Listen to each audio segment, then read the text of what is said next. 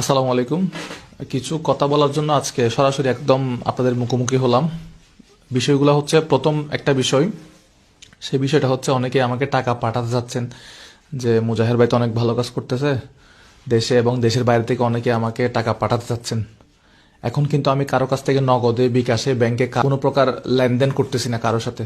আমি যে ইনকাম করতেছি অনলাইন থেকে, সেই ইনকাম থেকে আমি আমার কাজগুলো করার চেষ্টা করতেছি। অনেকেই আমাকে টাকা পাঠাতে চাচ্ছেন, আপাতত এরকম কোনো ব্যবস্থা নাই।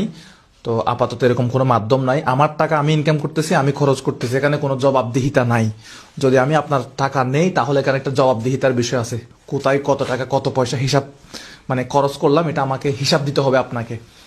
সো এটা হচ্ছে গেল প্রথম একটা বিষয়। তো আপাতত আমি, আমার নামে যদি কেউ আপনাকে বলে যে হ্যাঁ আমি মুজাহের ভাইয়ের সাথে কথা বলাই দিব আপনাকে, আপনি আমাকে 100 টাকা, 1000 টাকা দেন, আমি কারোর সাথে কথাও বলতেছি না।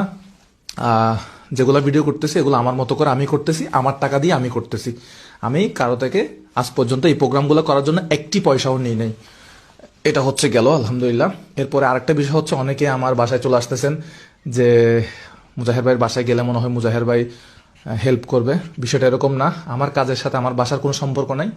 আমি বিভিন্ন সময় বিভিন্ন দেশে থাকি, বিভিন্ন সময় বিভিন্ন জেলায় থাকি, ট্রাভেলে থাকি। তো আমার ফ্যামিলিকে এসে ডিস্টার্ব না করার জন্য অনুরোধ জানাবো।